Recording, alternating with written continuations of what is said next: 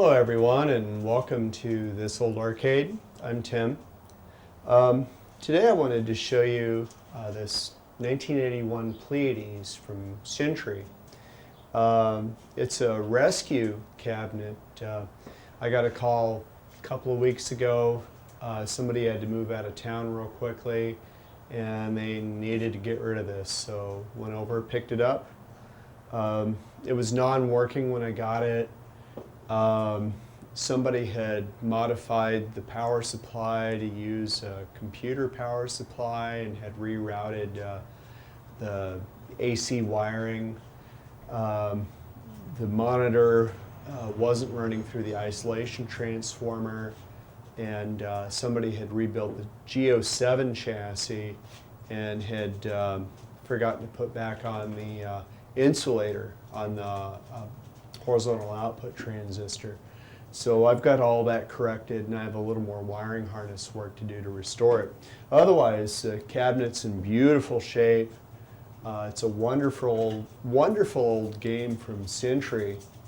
And interesting to note, Centuri at this time, a few years before, had been Allied Leisure and changed their name to Centuri. And the Pleiades itself was made by a company called Tekken, T-E-H-K-A-N, I believe. Yeah, T-E-H-K-A-N International. Tekken eventually became Tecmo, which came out with, I believe, Silkworm and a few other games that we're familiar with. Ninja Gaiden was another one. But Centuri was another great company that came out with Track and Field and Vanguard, some really popular titles from the day. What I love about this game is it's simple. It's just buttons. There's no joystick. I've played this game on the 16.1 emulator boards, and it's not nearly as fun as having it in the original cabinet with the original electronics. So I'm just going to show you around the cabinet a little bit and give you a chance to see a nice old original arcade cabinet. Alright, so going into the back door here, these Centuri cabinets, one neat feature I like about them is there's skids on the back door. You can literally lay this on the back when you load it in a pickup, and it'll slide in nicely because of these factory original skids. It's a particle board cabinet with a wood grain laminate and then stickers on the side. But looking inside, so we have our G07 chassis here, but it's got that that vertical case for the monitor, which is kind of cool. It's on some feet here. See, this one's serial number 3953, and I'll show you a closer look at the motherboard. All right, so looking down at the motherboard here, it's a double board. Got a really small edge connector. What's that? 1, 2, 3, 4, 5, 6, 7, 8, 9, 10, 13, 14, 15, 16, 17. It's a 36-pin edge connector. And the board itself slides in and out. I probably don't want to mess with this. Slides in and out on the case here. We don't have the original supply. I went ahead and put a switching power supply in here. I still have to mount that. And you can see whoever worked on this before used blue masking tape to splice in this power supply. It does have its original isolation transformer down here, and I had to do a lot of correcting on the harness to hook back in the interlock switch. So that's all good. I don't know if you can see it. The cabinet itself is, it's got metal L brackets that hold the sides to the base. and with carriage bolts, so it's fairly well constructed. Let's take a look at some of the gameplay. All right, so coin this up here. The coin door, I'll show you that in a second here. It's really kind of like, almost like the standard coin door they used for, I remember seeing these a lot on Atari games. It's, you can see this here. It's even got like the test switch over here, and that's just a basic generic standard coin door of the day. Sorry it's so dark. But let's look at some gameplay here. Lock down my tripod. So we've got one player button, left and right, a warp, and fire.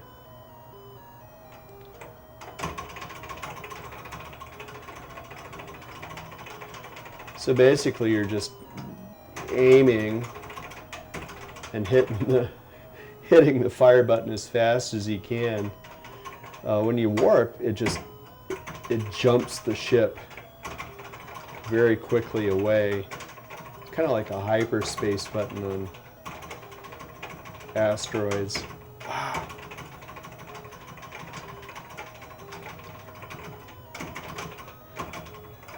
Oh, they're gonna kill me. Sorry, I'm not doing very well. Now there's 4 stages. You're on the home planet, and then you have these guys you have to contend with, which, oh, I blew it. All right, I'm gonna try another game real quick here.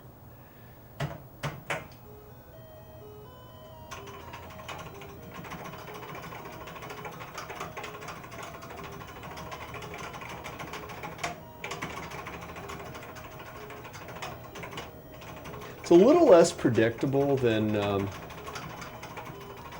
let's say, Galaga or Galaxian, with how the waves of the enemy come in. Because they get a little ticked off at you if you take too long to destroy them. They have a little more erratic patterns.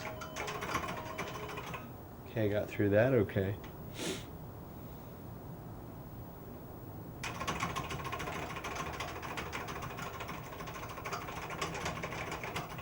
These guys you have to hit right in the middle.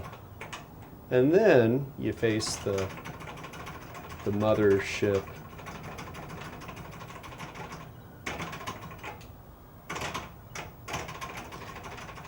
I haven't been able to figure out if hitting this thing directly helps. You basically just have to destroy all the enemies it sends out to you.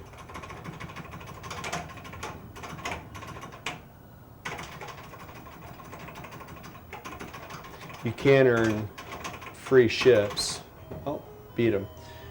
All right, so SOS at once returned to Earth, and then you're flying through this landing strip that you have to gingerly work your ship back and forth.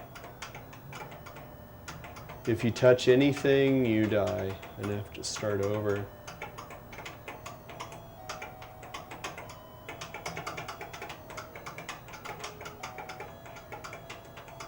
And then you got to line it up right in the middle, and then you get bonus points for that. And it starts all over. It's a little more difficult as you go. I've made it through all 4 stages maybe 4 times in the past. But here, I'm going to kill myself off.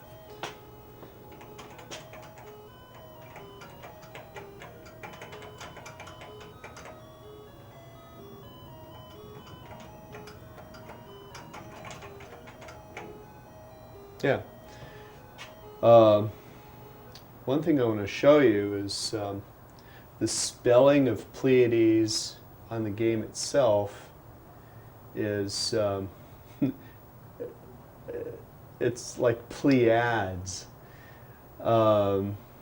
It's different from the marquee, which is it's the Greek spelling of Pleiades. So if we look up the marquee here, and in some of the brochures, I've found this spelling 3 different ways. Pleiades is the correct ancient Greek spelling of Pleiades. I don't know why the Tekken International spelled it differently, and some of the ads I'll show you from the Japanese releases, there's one flyer that has it spelled differently twice on the same flyer, so it's kind of interesting. All right, so that's it for our newest addition to our little arcade here. It's the Pleiades by Centuri. This machine here I'll probably wind up bringing out to ZapCon 2016 this year. Fix up the wiring and get it back in good working order. I think it'd be nice for people to see a nice old original machine like this that's unrestored. A great machine from 1981. And I'll probably also bring out my Satan's Hollow cocktail. I've got to continue my series on that. And if you guys get a chance to get out to that Cobra Arcade Bar, if you're in the Phoenix area, it's well worth a visit. Our friend Ari's done just a wonderful job of restoring the old machines and bringing in original unrestored machines that are really worth seeing. And stay tuned, we're going to be giving you info on tournaments that they're going to be running at the arcade bar there. Also, I currently have the high score on their Star Wars machine. It's like 3,200,000 something. Did that up to, I think, level 15. So I challenge anyone to go down there and beat that. I'd just curious to see who can beat my high score. And just so you know, I quit at that point. I could have gone on, but you can play Star Wars for a very long time. Anyhow, that's it for now. Thanks for joining us here at this old arcade, and we'll see you next time.